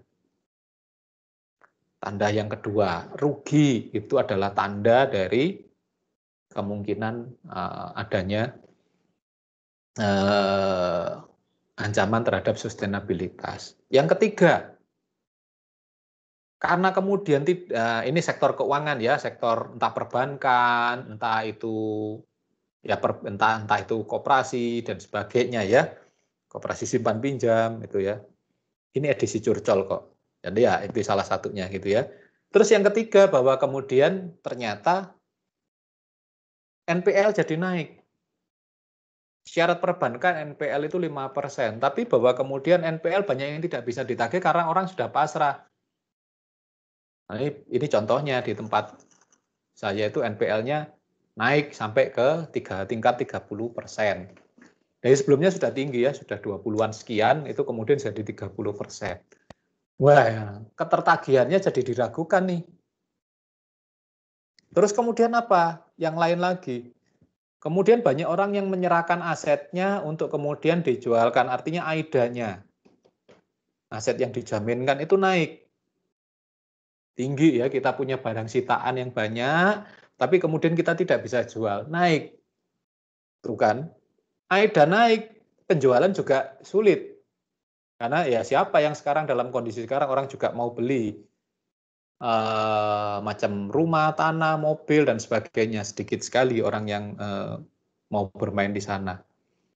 Nah, akhirnya apa? Dari 8 indikator itu 4 yang kena katakanlah. Maka auditor wajib mengungkapkan adanya keraguan terhadap going concern. Tapi itu adalah ungkapan, tapi bahwa kemudian rekomendasinya di apa? Oh, berarti apa ya? Karena kita punya banyak barang yang kita terima, AIDA gitu ya, itu harus lekas dijual. Terus kemudian meningkatkan penagihan. Ada banyak strateginya. Terus kemudian antara pinjaman dan simpanan di cross dan sebagainya. Nah, itu adalah masukan-masukan yang mungkin saja bisa menaikkan arus kas. Juga menarik investasi penempatan dana di tempat lain. Itu harus kemudian itu untuk memperbaiki cash flow-nya perusahaan. Jadi kalau sudah kayak begini ada banyak cara yang dilakukan oleh perusahaan untuk memperbaiki cash flow supaya apa? Supaya going concern-nya menjadi lebih baik. Tapi itu bukan hanya tempat, katakanlah bukan hanya koperasi tempat saya bekerja ya, tapi ada banyak koperasi-koperasi yang lain, bank-bank itu juga pada turun semuanya. Oh Pak, Bank BUMN itu loh Pak, nggak turun Pak, malah naik. Ya iyalah, kalau mereka kan kemudian memberikan pinjaman dalam bentuk kur dan sebagainya, kalau sampai rugi, kalau sampai tidak bisa ditagih, mereka itu dapat subsidi dari pemerintah. Kenapa mereka bisa memberi pinjaman murah? Karena mereka dijamin oleh pemerintah. Jaminannya apa? Jaminannya itu kalau tidak tertagih, bahwa kemudian mereka punya cadangan yang itu ada di pemerintah, ya namanya Bank BUMN kan pemerintah yang jamin. Nah itu yang makanya menjadikan bank swasta, khususnya kami gitu ya, koperasi kredit, BPR dan sebagainya jadi sulit bersaing karena bank pemerintah, Bank BUMN itu punya jaminan yang namanya pemerintah. Nah itu yang jadi lebih sulit lagi melawannya gitu ya. Nah, dia memang kemudian bank swasta relatif terpuruk, tapi tidak semuanya juga. Contohnya apa? BCA ternyata juga labanya juga naik, terus kemudian mereka sampai berencana bagi dividen yang cukup besar. Karena apa? Karena ya transaksinya tinggi gitu ya, perputarannya tinggi, keluar masuknya transaksinya tinggi, terutama untuk transaksi mobile bankingnya itu yang tinggi. Jadi akhirnya ya mereka tertutupi dari pendapatan operasional itu. Jadi biaya administrasi yang harus Anda bayar dari transaksi-transaksi itu, dari transaksi yang sifatnya di marketplace itu. Nah, itu yang kemudian menutupi itu, bukan menutupi ya, itu menjadi pendapatan. Sebenarnya kan itu kan biaya transaksi itu kan bukan pendapatan utama, kan pendapatan utama dari simpan pinjam ya, tapi kemudian karena simpan pinjamnya menurun, mereka juga menurunkan bunga simpanannya supaya bunga pinjamannya turun, bisa nyaingin kur, masih tetap nggak bisa nyaingin, dapatnya banyak dari transaksi jual beli yang dilakukan secara online. Ya beruntunglah gitu ya. Ya, itu peristiwa seperti itu. Nah, kemudian kondisi kayak begitu harus diungkap, harus disclose oleh auditor terhadap keraguan terhadap going concern. Nah, jadi wajib bagi auditor untuk mengungkapkan keraguan mereka terhadap kemungkinan ancaman kebangkrutan yang akan dihadapi oleh perusahaan. Tapi bukan berarti dia betul-betul terancam bangkrut. Buktinya apa? Buktinya kemudian itu kan ancaman ya, ada 8 indikator, dia 3 aja masuk, katakanlah dia kena 4, tapi kemudian nilai Z-score-nya itu masih cukup bagus. Nah, itu kan kayak begitu. Nah, untungnya di koperasi kami itu kan ada alat yang lain ya, namanya PERS juga. Untuk analisis kinerja juga saat dihitung dengan Z-score dan sebagainya, ternyata kondisi kami masih bagus, jadi aman gitu ya. Tapi bikin shock gitu saat kemudian auditornya menceritakan ada keraguan terhadap going concern, bingung, mau bangkrut ini. Nah, tapi kemudian dijelaskan. Nah, itu butuh penjelasan lebih lanjut. Jadi ya itu ya, katakanlah saat kita ngomong ke klien kita, saat kita ngomong ke audit dari auditor ke auditi, memang harus ada kebijakan untuk menceritakan bahwa disclose itu belum tentu penghakiman terakhir. Ada kemudian rekomendasi yang bisa diberikan untuk memperbaiki kondisi dan kinerja dari klien, dari auditi. Nah, auditi pun menyampaikan kepada stakeholdernya juga harus berdasarkan apa yang, jadi tidak boleh ngarang, jadi berdasarkan apa yang jadi auditor, berdasarkan kemudian catatan di dalam, ini loh seperti ini kondisinya. Jadi ya tidak kemudian, kemarin tuh salah auditornya, nggak kayak begitu juga, itu kan saling menyalahkan, tidak seperti itu. Jadi kemudian, jadi enaknya omong, auditor menyampaikannya dengan bijak, auditi menerimanya juga dengan bijak, dan kemudian auditi saat menyampaikan ke stakeholdernya juga harus dengan bahasa yang sama dengan auditor, bahwa ini loh ini. Itu. Jadi tapi ya kalau harus diungkap ya harus, itu wajib bagi auditor. Tidak hanya salah saji yang material, tidak hanya kemungkinan fraud ya yang terjadi, tidak hanya kelemahan SPI, tapi ada pengungkapan terhadap kemungkinan kebangkrutan going concern. Nah, 4 hal ini yang kemudian mendasari munculnya opini. Nah, itu yang harus jadi perhatian ya. SPI, materialitas dan resiko, dan kemudian salah saji material, dan kemudian resiko yang terjadi, terus kemudian salah saji, dan ya ada kemudian beberapa yang dikecualikan, beberapa yang tidak wajar. Nah, itu kan perlu jadi perhatian. Terus kemudian analisis going concern-nya, audit terhadap going concern. Setelah itu nanti baru yang terakhir ini opini yang dibuat oleh auditor. Jadi opininya berdasarkan hal-hal yang 4 tadi. Begitu kira-kira yang bisa saya tambahkan dari apa yang sudah disajikan oleh kelompok ini yang sangat baik menampilkan presentasinya.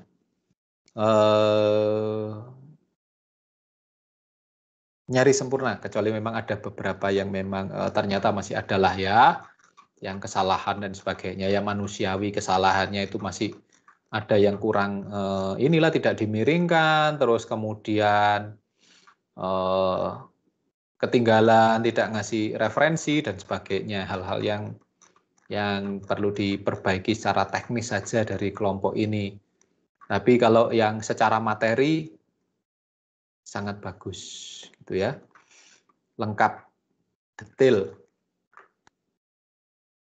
Nah, kalau ini katakanlah ditambahkan dengan sesuatu yang ini tadi, ada di sini di bawah itu ngomongin Altman, supaya tidak dari pertanyaan, Altman dijelaskan dengan sedikit aja, satu paragraf atau satu subbab gitu, satu paragraf terlalu sedikit ya, satu subbab, wah ini saya jadi ya pokoknya tabik-tabik dengan kelompok ini karena apa yang tidak diminta ungkapkan. Jadi full disclosure. Nah, ini sebenarnya sudah cukup baik. Itu apresiasi saya untuk kelompok dan juga untuk siapapun ya yang nantinya akan maju selanjutnya. Jadi bisa kemudian melihat bagaimana pengungkapan kelompok ini. Cuma satu yang kemudian jadi catatan saya. Disusun untuk memenuhi ujian akhir semester. Ini lo masih kuis besar ya. Ini kan untuk kuis besar, bukan untuk ujian akhir semester. Nah, kok ditulis di sini untuk ujian akhir semester mata kuliah praktikum audit. Kok bisa itu loh? Kalau ini jadi UAS kan berarti kalian nggak punya kuis besar gitu ya. Oke, nggak apa-apa. Ini ya sekedar mengingatkan. Jadi jangan salah mencantumkan tujuan dari penulisan makalah ini. Oke, itu yang bisa saya sampaikan. Mungkin ada yang ditanyakan atau yang didiskusikan oleh kelompok atau oleh siapapun yang akan ada yang minggu depan yang akan menyajikan mengenai risk response representasi manajemen.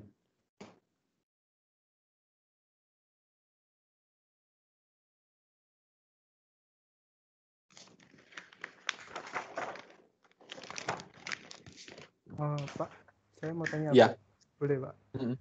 Boleh. Tadi kan di Atlas itu di going concern atau kelangsungan usaha itu kan kalau misalnya itu ada masalah di going concern-nya kan itu dipilih ya. Dan kalau misalnya di simpulannya itu buktinya tidak lengkap atau apa, maaf. Kan ada masalah terus dicentang ya, maka akan ada pernyataan manajemen untuk menanggapi isu tersebut. Iya, betul. Nah, setelah isu tersebut ditanyakan ke manajemen kan pihak auditor juga mereview.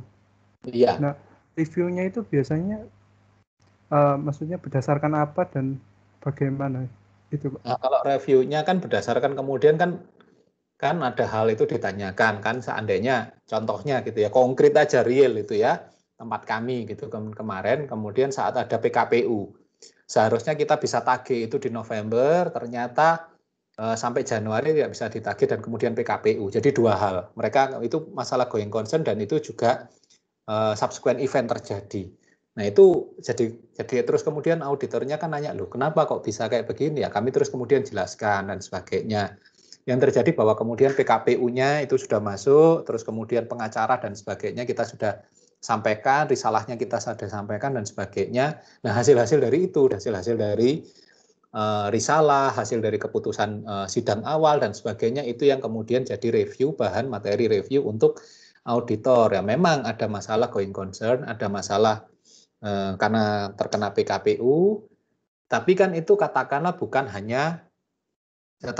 kesengajaan kami, tapi bahwa itu kan kemudian menjadi peristiwa kemudian, sebenarnya kan kemudian sudah ditagih pada tahun kemarin, tapi ternyata tidak bisa ditagih dan kemudian mereka menyatakan pilot pada bulan Januari gitu ya, kemudian masuk PKPU pada bulan Februari. Nah kayak begitu jadi catatan. Nah itu yang review itu jadi enaknya omong ya auditornya minta, auditornya itu minta hasil rapatnya kami dengan investasi kami, terus kemudian risalah-risalahnya, terus kemudian bukti-bukti seperti bukti ini billetnya yang kami kirimkan untuk investasi itu, terus kemudian bukti-bukti rapat dan sebagainya dan pernyataan dari pengadilan dan di sana itu yang diminta oleh auditor. Nah itu kemudian direview oleh audit. Oh ternyata semuanya sudah prosesnya baik. Nah tapi ternyata PKPU itu tetap harus dilaporkan. Dan karena kemudian ya yang saya ceritakan tadi memang kemudian dari 8 kami memenuhi 4 ya diceritakan, tapi dengan kemudian muncul catatannya di auditor harus diungkap di dalam catatan atas laporan keuangan bahwa PKPU ini sudah dijamin, katakanlah kemudian kalau tidak bisa ditagih akan kemudian dibayar oleh ini dan sebagainya. Jadi tugas kita menceritakan kepada auditor yang akan kemudian bercerita pada khalayak ramai tentang kondisi itu. Jadi ya kami kena semua memang. Katakanlah ya kalau enaknya omong, satu, pandemi. Karena kami jasa keuangan, bahwa kemudian terdampak pandemi lah, itu kan nggak usah diomong, lihat aja pertumbuhannya minus kok di data ekonomi kita. Ya kan sampai pemerintah lupa kan ada kemudian pinjaman kan tetap jalan seperti pinjaman melalui KUR, kredit usaha rakyat, tapi kan minus, tetap aja pemerintah mengeluarkan sebagian dananya untuk melakukan itu, dan dananya diperoleh dari mana? Pemerintah itu mengambil utang ternyata. Jadi pemerintah itu minta utang melalui penjualan obligasi surat utang negara dipergunakan untuk menutup itu, ya kan berarti perekonomiannya minus. Pemerintahnya utang kepada rakyat, terus kemudian untuk mensubsidi KUR-nya dipergunakan untuk mendanai rakyat yang katakanlah rakyat yang marginal lah, yang rakyat kecil gitu. Jadi dari orang kaya diambil terus kemudian disubsidikan, bukan disubsidikan ya, dibuat menjamin, ya akhirnya kan ekonominya minus. Itu semua sudah tahu, kita yang ngomong ekonomi, kita yang latar belakangnya ekonomi jelas tahu dampak dari pandemi itu perekonomian minus di sektor keuangan. Terus kemudian apa? Kami terkena PKPU, NPL tinggi gimana? Ya kemudian kan enak aja. Saat kemudian ngomong kayak begitu loh, Pak ini loh sudah kami lakukan penagihan gini, tapi tidak bisa ditagih karena apa? Kami melakukan relaksasi, banyak penundaan dari yang tahun ini kami yang harusnya bayar tahun kemarin 2020 kami perpanjang sampai 1 tahun, ada yang 2 tahun. Ya otomatis kan tidak tertagih kan, NPL naik sendiri. Lah kalau kemudian orang nanya kok bisa NPL-nya tinggi, ya kemudian kita tinggal balas aja. Kalian itu loh minta relaksasi, kalian sendiri yang minta perpanjangan piutang kalian dari yang 3 bulan, 6 bulan, 1 tahun, 2 tahun. Nah kalian ambil, ya NPL kami naik dengan sendirinya otomatis toh. Nah kan itu kan kayak begitu kan ya auditornya tahu, tapi auditor tetap harus mengungkapkan ada tanda-tanda indikasi terkena itu ini.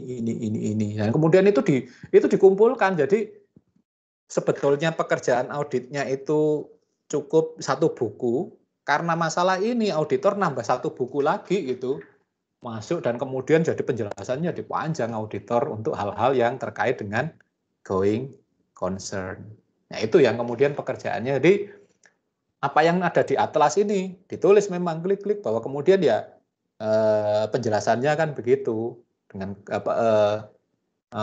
rapat dengan manajemen terjawab, rapat dengan ini ya terjawab semua. Tapi kan itu kan ya tidak cukup kan hanya di atlasnya. Di atlasnya hanya kejelasannya ada. Ya yang di sini kan bahwa terkena ini going concern ya gitu ya. Terus kemudian di sini syaratnya apa dan sebagainya, drop down-nya itu ada. Nah, itu yang harus diungkap oleh auditor. Jadi akhirnya auditornya ngungkapnya dalam bentuk narasi di mana? Di LAI-nya, laporan auditor independennya. Khususnya di mana? Khususnya di catatan atas laporan keuangan. Jadi kalau ada enaknya ngomong gini, sama seperti nanti Anda penelitian. Anda penelitian itu kalau hipotesis Anda terbukti, ya berarti kan katakanlah kalau itu kemudian kita ngomongin di audit, itu kita ngomongin wajar tanpa pengecualian, enak loh penjelasannya. Karena apa? Semuanya ada semua. Tapi kalau kemudian terjadi kayak begini ya, ternyata going concern kami kena gitu ya. Kalau fraud jelas itu harus diaudit lebih jauh lagi. Nah kemudian going concern gitu ya, itu yang kemudian harus diungkap. Sama seperti nanti saat Anda penelitian, skripsi nanti, bahwa kemudian hipotesis Anda 4 tidak terjawab. Tapi modelnya uji F-nya itu baik. 4 tidak terjawab, hanya 1 yang terjawab. Itu malah lebih pusing, karena Anda harus mengungkapkan, mencari penelitian yang mendukung kenapa hipotesis 1, 2, 3, 4 ini tidak terjawab. Itu jadi nambah penelitian, jadi panjang lagi. Harusnya kan kemudian Ya kalau kemudian sejalan dengan penelitian ini, sejalan dengan penelitian ini kan gampang gitu ya. Implikasinya cuman mungkin 2-3 halaman selesai. Tapi kalau ini karena tidak terjawab, implikasinya satu implikasi dari hipotesis tidak terjawab itu bisa saja pengungkapan Anda jadi 2-3 halaman. Jadi kalau 4 itu bisa nambah 12 halaman, 15 halaman, bahkan lebih. Kalau memang penelitiannya itu sophisticated. Sama seperti auditor begitu. Jadi auditor itu bukan senang kalau kemudian mendapatkan opini karena takut kehilangan klien, tidak. Kalau kemudian opininya wajar tanpa pengecualian, WTP, sewantai enak karena nggak panjang. Tapi kalau kemudian wajar dengan catatan itu harus didisclose sendiri. Wajar dengan pengecualian, seperti kami, pengecualiannya itu pada going concern, itu panjang. Jadi harus diceritakan detailnya dan bagaimana kemudian ternyata kami tidak terancam bangkrut. Karena apa? Karena ada hal-hal yang diungkapkan. Contohnya ya NPL itu bisa ditagih dengan ini itu diceritakan oleh auditor. Begitu Henry. Jadi bukannya seneng auditor kalau dapat wajar dengan catatan atau wajar dengan pengecualian, karena mereka pasti nambah pekerjaan. Kecuali kalau tidak wajar malah enak. Tidak wajar karena terjadi pembatasan ini, penjelasannya singkat. Tapi kalau wajar dengan pengecualian, wajar dengan catatan, itu nambah kerjaan bagi auditor. Nggak seneng. Ya, tapi kalau kemudian disclose-nya enak, ngobrolnya enak sih ya seneng-seneng aja auditornya. Tapi kan jadi akhirnya, kemarin kan harusnya selesai nih, jadi banyak pertanyaan gitu kan. Itu Henry. Baik Pak, terima kasih. Iya, sama-sama. Ada yang lain?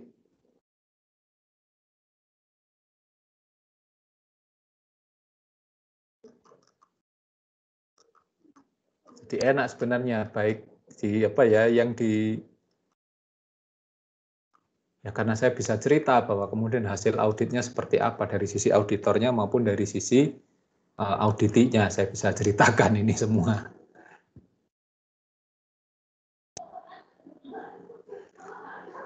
Oke, ada yang lain? Kalau tidak ada yang lain, kita cukupkan sampai di sini.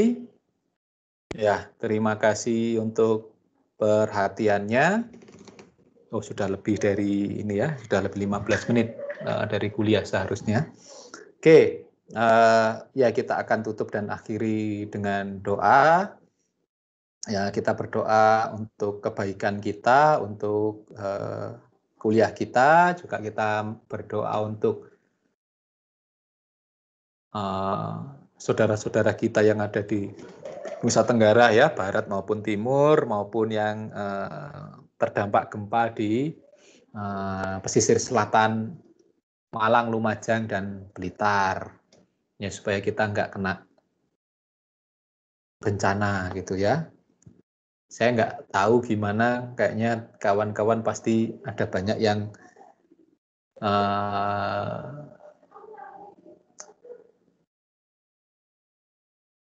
ya nggak tahu nanggepi kemarin gimana ya, saat kemudian hari Sabtu sekitar jam 2-an dan kemudian Minggu sekitar jam 7 itu ada gempa gitu ya yang melanda Malang. Pasti ada kebingungan, ada kaget-kagetnya, yaitu yang kita doakan ya supaya bukan hanya kuliah kita lancar, kita aman dan sehat, dan juga terbebas dari bencana. Berdoa menurut iman dan kepercayaan masing-masing dipersilahkan.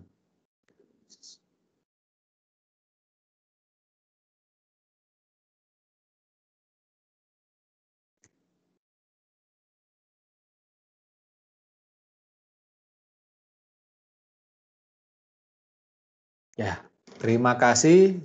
Sampai ketemu lagi minggu depan dan selamat siang.